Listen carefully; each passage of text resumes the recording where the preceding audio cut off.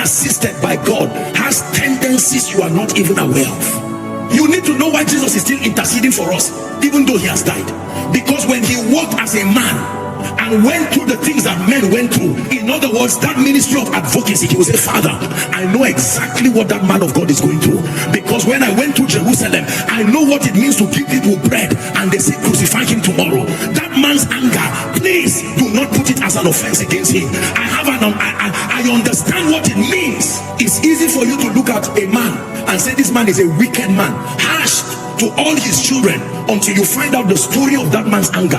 You will find out that at 18, that man was one of the most gentle person you will ever find.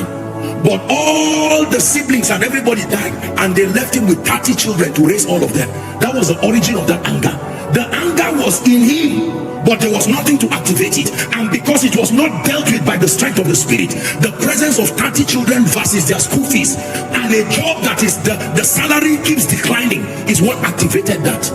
No wonder a couple will get married and a woman will turn and say, this is not the man I married.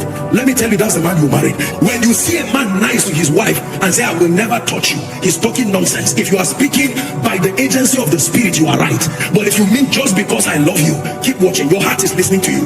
The day that something will happen, when you press to know God, the next project in your spiritual adventure is to know yourself.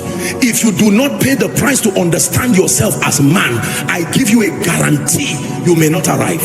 As babies begin to grow in holy families that love the Lord, a baby is growing and you look at him and say, baby, how are you? He slaps you with his hand, and while you cry, he's laughing. In iniquity did my mother conceive me. This is a baby that has not done anything. He will whine his tiny hand and give you a slap, and you pretend like you are crying and the baby is laughing. Then he slaps you again. Where did that possibility come from? It was not outsourced, it was activated. Now let me tell you how sin and the flesh works. It doesn't come from outside, it is within, but it needs an external activation system, and it can wait patiently for many decades.